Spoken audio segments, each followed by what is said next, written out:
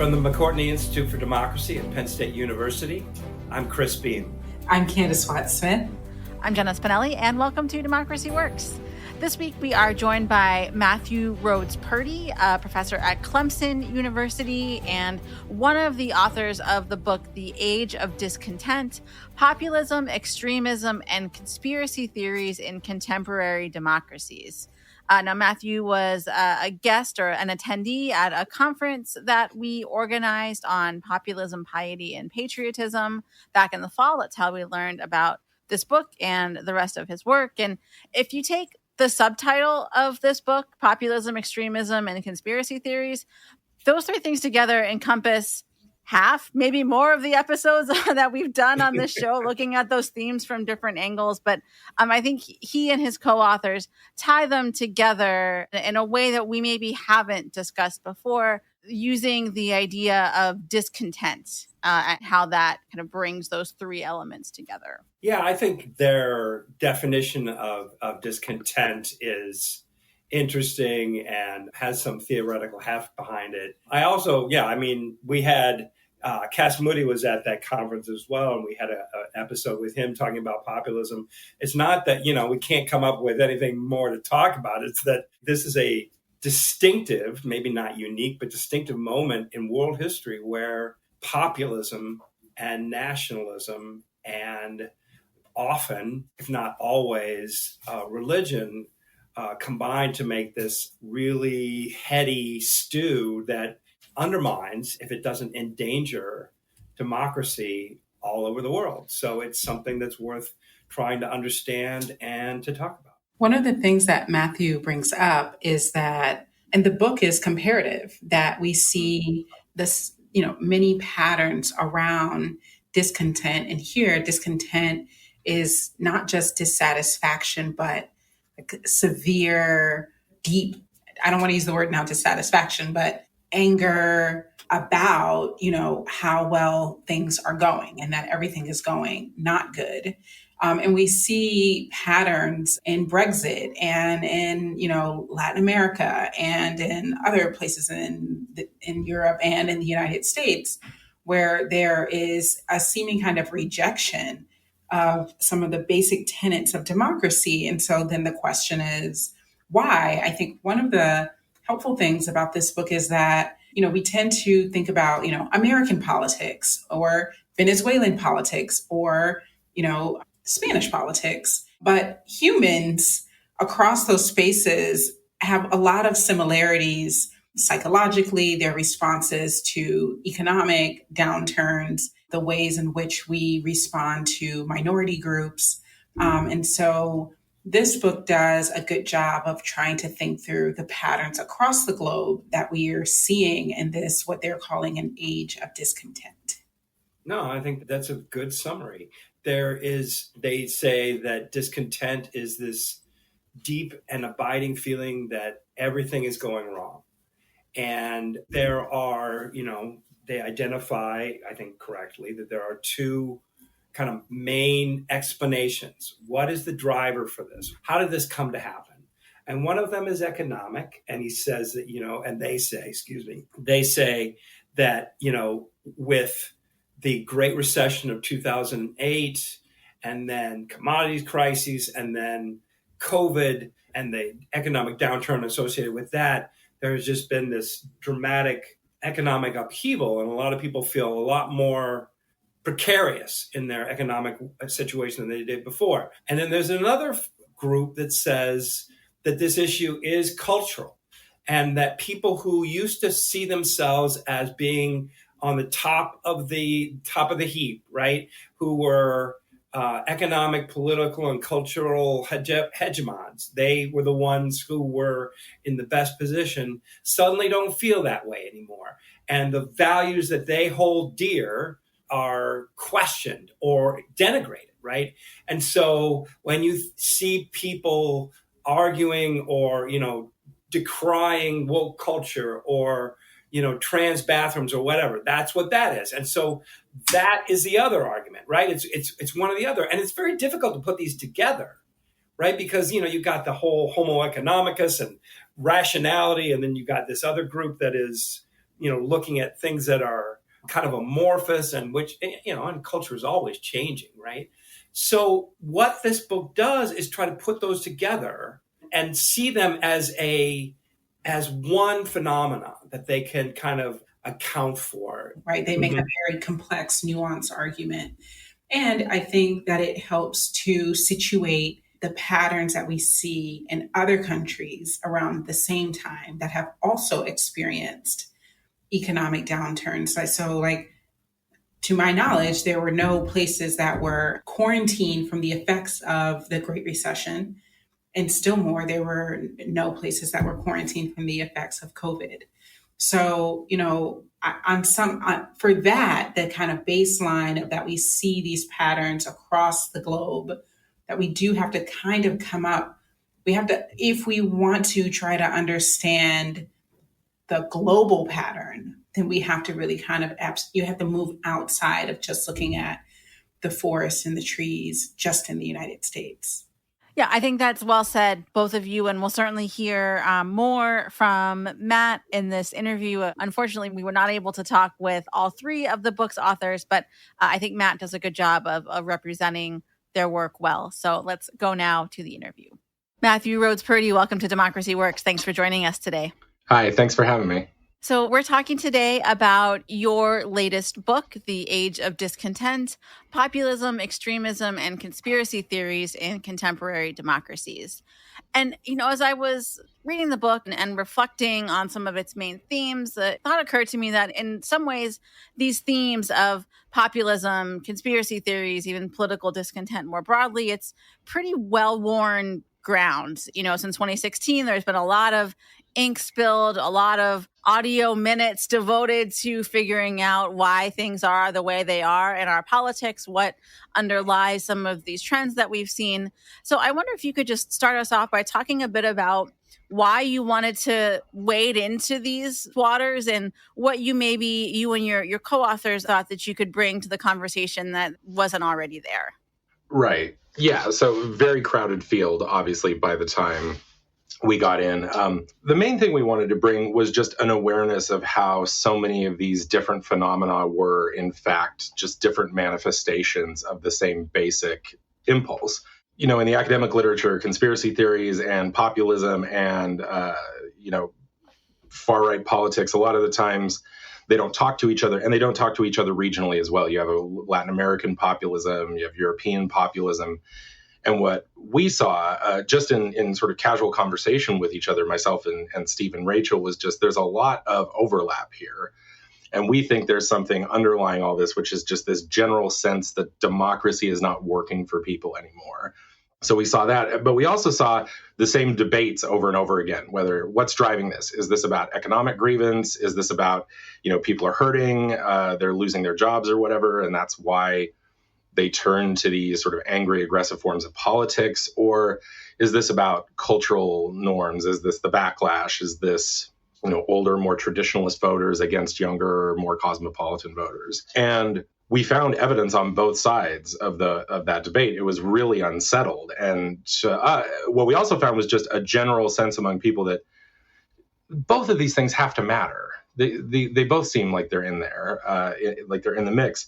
But we hadn't really seen any good explanation for how economics, which is much more sort of materialist and calculating, as opposed to culture, which is more about identities and values and things like that. Like, how can you create an explanation that incorporates both of these things without, coming off really, without just having a nonsensical theory? And so when we came down on our approach, which emphasizes the use of emotions, that kind of unlocked a lot of things for it. It's like, okay, this explains why two very disparate areas of social life can be connected to each other because of these changes that people undergo when they're in heightened emotional states. Yeah. And I want to come back to those two different hypotheses that you draw about economics and about culture.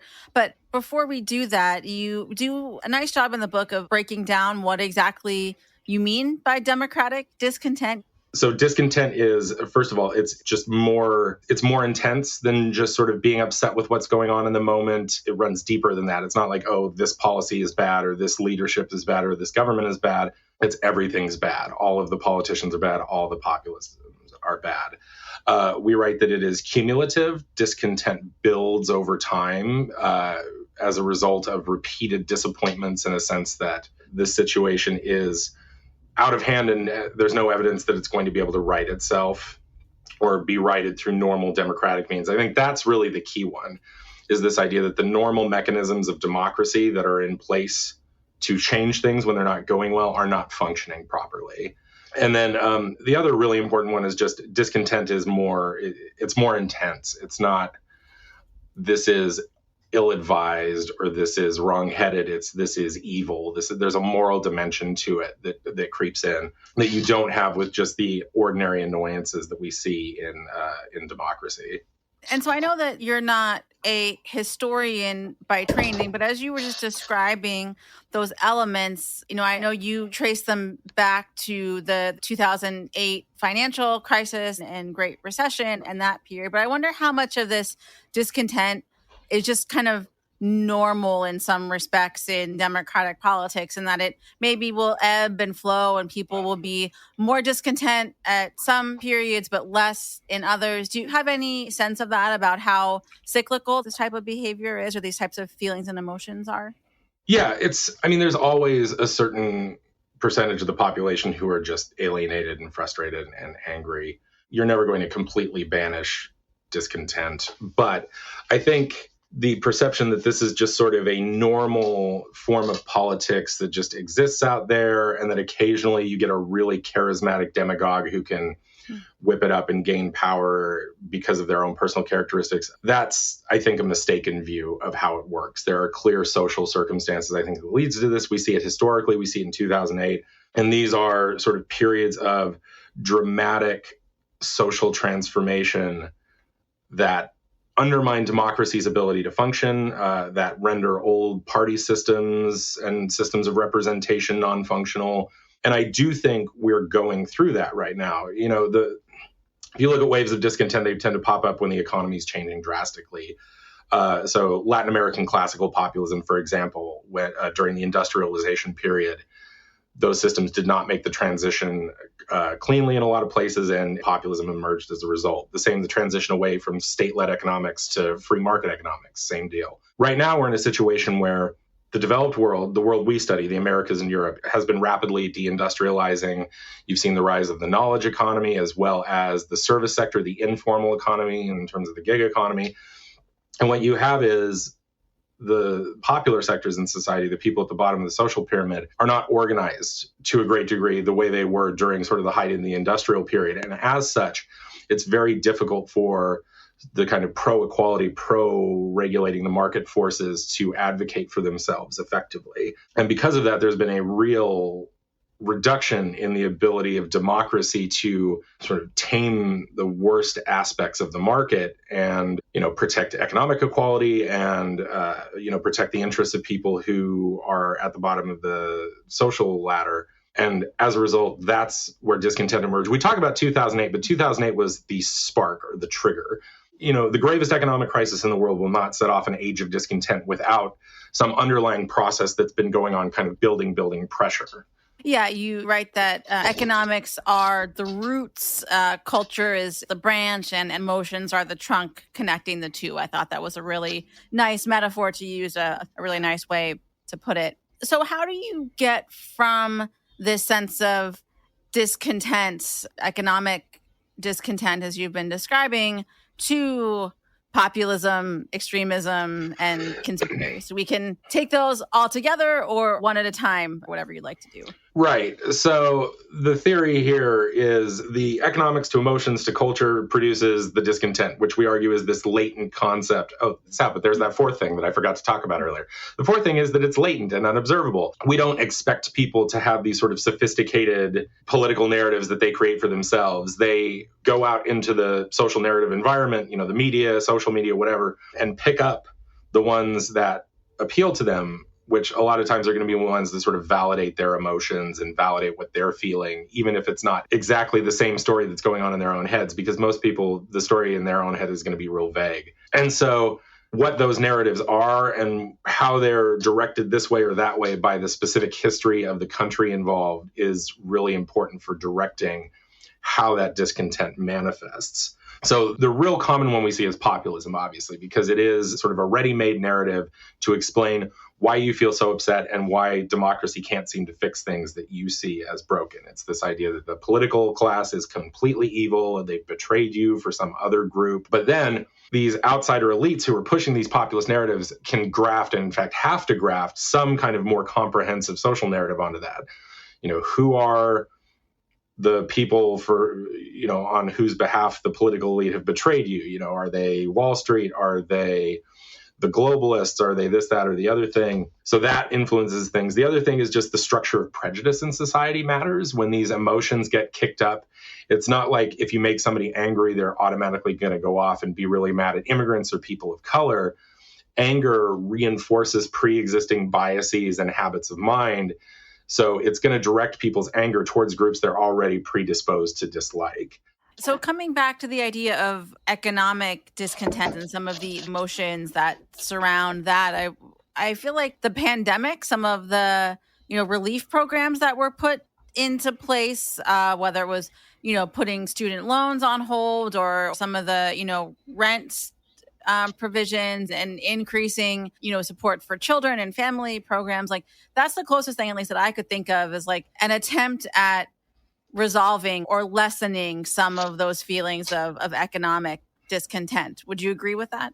Yeah, I mean, it was unprecedented that, especially in the United States, we've never seen that kind of universalistic social support in this. I mean, we're a very liberal, small L liberal democracy. Most social assistance is means tested here. With the exception of Social Security and Medicare, we don't get universal programs like that. So, things like the child tax credit and the stimulus payments, I think, were helpful, but everybody understood they were sort of one-time deals that weren't going to be repeated. I think the child tax credit in some ways was the most revolutionary of those. Maybe that and the expanded unemployment support, because I think those two things could conceivably have been continuing policies after the pandemic. The government's not going to hand everybody $2,500 a year or whatever it was, right? But they might have continued to do those things. And that would have been absolutely transformative, particularly because those kind of programs don't lend themselves to they're giving the wrong people help narratives that we've seen underlying this transition to neoliberalism over the past 40 years or so. That was one of the main ways that sort of the Reagan-Thatcher coalition kind of built. This is a global phenomenon. It's not just the UK and the US, but those are sort of the two leading lights of it here. Particularly Reagan, I mean, that's how they built electoral support for this program of shrinking the state, basically pro-inequality politics, was by suggesting that, you, meaning, white middle-class people, are paying for all this generous social support, and it's other people, namely poor people of color, who are getting all the help. And those kind of, that sort of intertwining of economic and racial resentment was really the only way they could sell that kind of policy program to a broad electorate, because most people actually benefited from, the New Deal system. And as a result, those means-tested programs are really can be politically sort of dicey to maintain, because there is always that potential, particularly when times get bad, for kind of middle-class kickback. Whereas the programs that came out of the pandemic, particularly those two that I mentioned, they were universal. They were things that benefited everybody, and there was a real risk of sort of middle-class buy-in. I think that's why people on the right worked so hard to kill them. What you were talking about earlier with the gig economy and people not being organized, is that a factor here too? Like if there had been more effort or more organizing among low-income communities of color in the years leading up to the pandemic, which of course nobody could have predicted or no one was coming, but might there have been a stronger pushback to, keep some of these programs in place for the long term? I realize there's a lot of speculation in that question, but I guess more generally, how do you think about the role that organizing or lack thereof might have played here? I mean, in a sense, lack of organization is at the, you can only go so far back, right? We stop at the economic transformation plus crisis. Go back another step, it's the lack of organization, which really is everything here, particularly the social transformation away from industrialization. There's nothing special about industrialization. Like industrial jobs were as miserable and poorly paid as the lowest of service jobs these days. before union movements and center-left parties and legislation and things like that. It was political decisions that made industrial jobs these sort of engines of middle-class development, or whatever you want to call them. And that's down to organization. And the thing is, there's something very unique about the industrial era, because you have huge numbers of people at the bottom of the hierarchy who are all together in the same room, same factory, thousands of people being employed who have very immediate things to gain by organizing in unions. So they're easy to organize, it's easy to deliver immediate benefits, and then it's easier to parlay those immediate material benefits into political clout. And that's kind of the story of the dominance of Keynesian and social democracy in the 30 years or so after World War II. Deindustrialization has completely eroded that. You've had the reduction of the industrial working classes as a percentage of the population. The union movement has collapsed pretty much globally. Like even in the heartland of social democracy, the percentage of people who are part of unions has declined precipitously. So you have a disorganized and increasingly diverse, both in terms of culture, but also in terms of education levels, occupation type, group of people at the sort of bottom of the social hierarchy, and they're not organized at all. And when you're not organized, you don't have any ability to press demands effectively to a democratic state. So, I mean, everything from the fact that this crisis was allowed to happen in the first place to the poor quality of democracy in the West, a lot of that is down to organization, because in order to prevent those things or fix them now, you would need an organized popular sector in order to do that. You talk about the greatest tragedy of the era of discontent is the tendency of neoliberalism's victims to turn against each other and against the politics that might provide a solution. So it sounds like you're saying here that not only are people not organized, but they're actively working against each other. It's sort of like, look at, if we could keep everybody distracted on fighting with each other, they're not going to look over here to see where the problems really are. Yeah. So anybody who's been to a big city, particularly big cities abroad, might have heard of something called the mustard trick, right? Where somebody comes up and squirts mustard on you and they say, "Oh, I'm sorry, let me help you clean up." And they sort of attempt to wipe up your shirt while their buddy comes behind you and picks your pocket. I mean, all of this stuff on the right, it's very serious stuff. Some of the stuff in terms of like the critical race theory or the trans moral panic, some of these things, they're super serious with extremely negative consequences for a lot of people. High possibility of violence and just general sort of, burning books and censoring people and things like, well, not burning books, but banning books, So lots of serious sort of consequences for ordinary people. And I don't want to minimize it, but frankly, that stuff is the mustard trick. They are trying to distract people and get them worked up about these sort of, if you really sit and take a breath, these are sort of solvable social conflicts or things that reasonable people can deal with. They have to work up these moral panics because they don't want people paying attention to what's happening in the economy. But here again, I mean, organization plays a role, right? It's much easier to distract people when they are not embedded in organizations that can tell them, hey, this is a distraction. That's one of the, you talk about the role of social media and you talk about the role of private media. I think the polarizing effect of media is enabled by the fact that people are not in organizations that can kind of inoculate against some of those negative aspects. But that, again, it makes it easier for people to be divided and for people's very legitimate grievances against what's been going on in the economy and in politics. It makes it easy to redirect those against people who aren't really responsible or not profitable way of redirecting this. If you're upset about the economy and Wall Street and the political class not listening to you, how does, bashing on immigrants or asylum seekers do anything positive it doesn't, but it's easy to redirect that with people when they're not in when they're not in environments where they can be given better solutions and better ways to use those negative feelings to motivate them to achieve a sort of positive change. Well, and speaking of positive change and maybe moving more into some of your current work, but also how you end this book, I mean, what are some of the ideas that you have about how we move forward, how we attempt to address some of the things that underlie discontent? And I guess also, like, what should the goal be that we're working toward? It's obviously not going to be zero discontent, right? As you said, that's not possible. But what is a realistic outcome look like in your mind?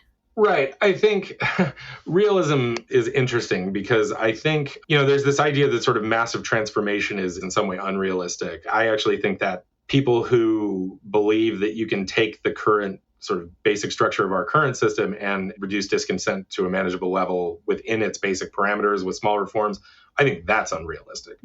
I think discontent is in some sense, kind of a red flag. It's this structure in the system is not functioning. We need some pretty dramatic changes to society if you want to get discontent down to a manageable level, which I think is the goal.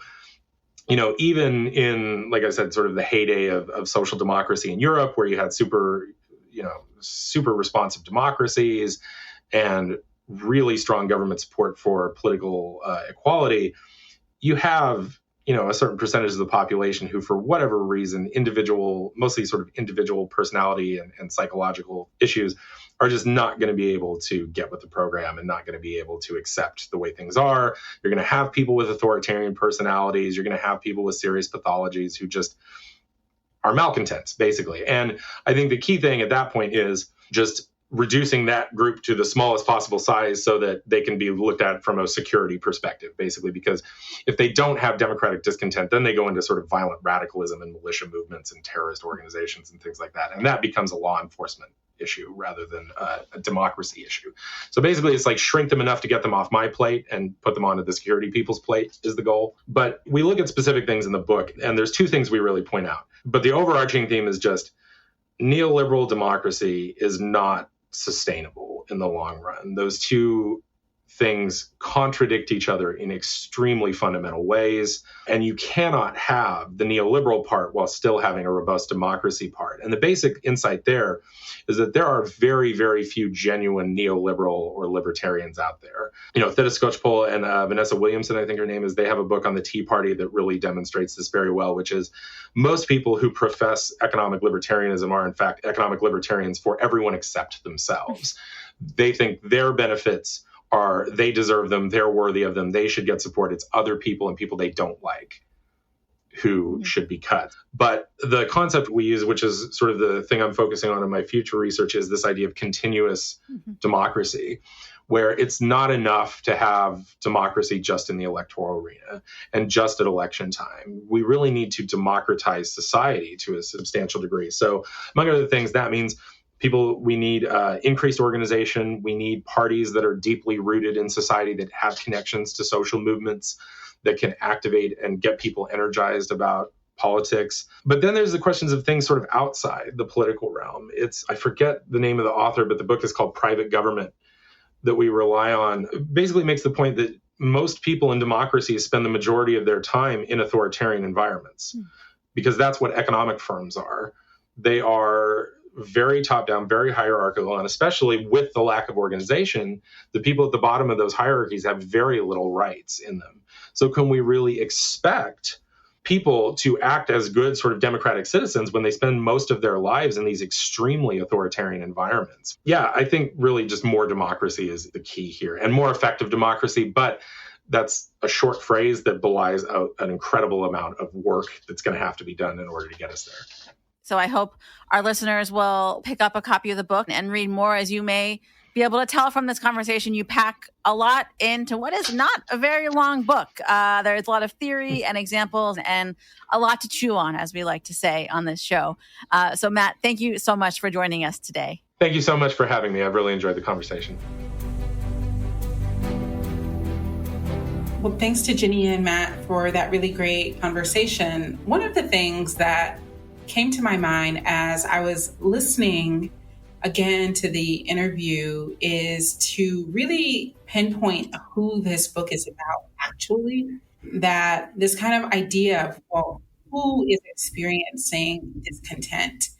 And one of the things that is really well laid out in the book, and I think just Matt didn't have time to get to it fully, is to think through the idea that not everyone feels this way. And one of the things that they lay out in the book is that if we look at, for example, the Tea Party, which in part came out of the 2008 recession and how they thought Congress was putting the people who put us into this position, that they were still getting stuff, that it was unfair, is that many of those people were middle-class white folks who were, for the most part, fine. They were fine. And what Matthew and his co-authors outline in the book is that perception is reality, that the perceived relative deprivation is what matters here. So I think that one of the things that at least in American politics, that it is often really hard to hear an argument about economic anxiety is because the ringleaders who feel the most discontent and are speaking the loudest tend to be people who are mostly fine.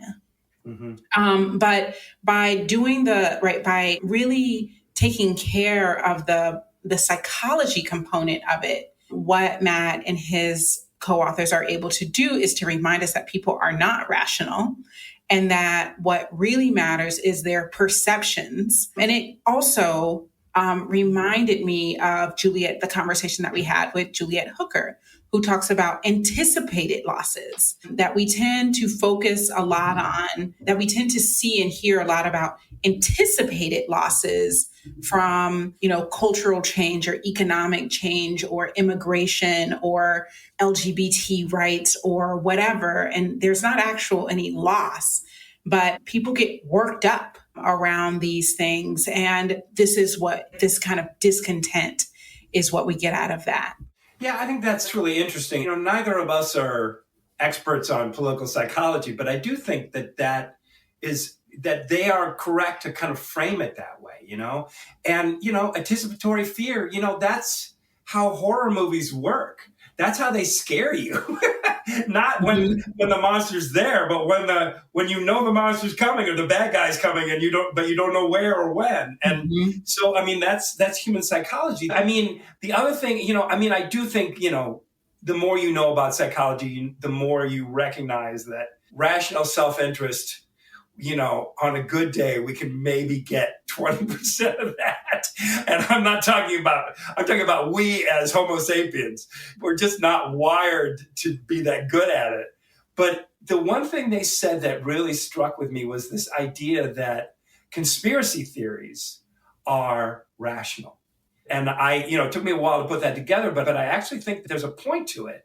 Right? Well, maybe rational is not the word. Maybe logical. Well, or it's like self-interested. Maybe that's the right. Okay. Right. So you have this leader who is an outsider who is going to take on all the powers that are undermining your standing, your position, your well-being, and who are genuinely understood to be evil. And in bizarre ways, right? The Pizzagate thing is just it's just farcical that anybody would find that persuasive, but people did. But the point is that you have this leader who is going to solve this problem. He is almost always is an outsider who is got the standing and power to defeat these forces and restore the status quo ante for the good, honest, hardworking, genuine Americans. And then you have the problem that this person gets into power and nothing changes, and that the forces are still lined up against his righteous, heroic efforts. And so you need to explain that. You need to account for that. And you can't do it by giving up on this leader. You have to come up with explanations as to why this is not happening. The other thing I think that is connected to this, and the other thing that Matthew talks about and that the book talks about is, right, instead of focusing on conspiracy theories, what happens if we actually focus on the system that we are in, which is, a neoliberal governance structure where both folks on the right and the left have completely bought into the idea that the state, the government, should not actually be a primary player in solving huge collective problems. And that if instead of focusing on this one guy, as it usually is, to be the savior, and we looked at the harder question, the harder and the bigger barrier, which is that we have the kind of hegemonic idea around how the government works is that it should be hands off and that people should have responsibility for their own actions. But on these big issues of like child poverty, medical debt, education, right? Like the quality of K through 16 education. These are things that both sides, both Democrats and Republicans, liberals and conservatives, mainstream ones mostly, have said that like, this is for you all to deal with, not for the government to deal with. And, Matt argues, and I agree, that that's not working for us. And that's why people should feel dissatisfied. The issue is that with the acquiescence, I think that he would accept that word, of politics on both the end, the left and the right, to corporations and to economics. Mm-hmm. And when they see government as should be primarily oriented around sustaining and facilitating economic growth, mm-hmm. then all these other means by which political power puts a check on that economic power becomes compromised, right? And, that is a narrative too, right? It's just a fact that with the globalization of labor and capital, the means by which nations use politics to constrain economic power and develop political power have all been compromised, right? Mm-hmm. Unions, people, safety nets, all these things are not nearly as operative. And it's not just here, it's in Western Europe as well. And so what you're left with is this structure that, in terms of the argument, makes this kind of discontent far more likely to happen and far more dangerous towards democracy writ large. Because these economic crises are going to happen. And if we don't have the structures in place to give people a sense of empowerment, and not to mention safety, right? Then these kind of populist moments are just going to be ever more likely and ever more dangerous. I could not agree more. Anyway, but this book I thought was very well written. So thanks to Matt and to Jennifer on yet another terrific interview. I'm Chris Beam. And I'm Candace Watts-Smith for Democracy Works. Thanks for listening. Democracy Works is a collaboration between the McCourtney Institute for Democracy at Penn State and WPSU, Public Media for Central and Northern Pennsylvania. Our producer is Andy Grants, and our editors are Mickey Klein, Chris Kugler, Mark Stitzer, and Clint Yoder. Editorial review by Emily Reddy, and additional support from Christine Allen. Democracy Works is a proud member of the Democracy Group, a podcast network focused on democracy, civic engagement, and civil discourse. Learn more about the network at democracygroup.org. Thanks for listening. We'll see you next time.